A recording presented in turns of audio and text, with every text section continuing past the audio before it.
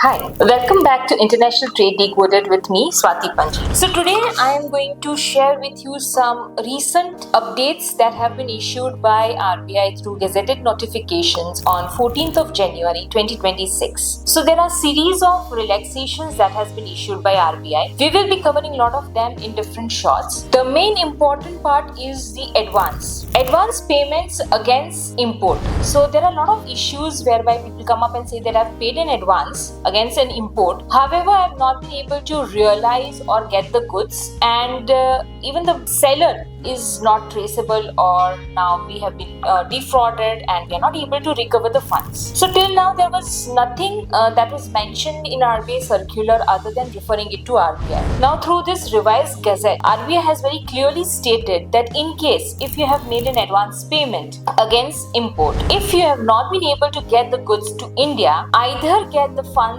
back into India or any future advance payment that you need to make will have to be under letter of credit or against any bank guarantee. You will not be able to make clean advance import payment if there has been instance where advance is made, goods have not been received. So please take note of this. This is a very important update.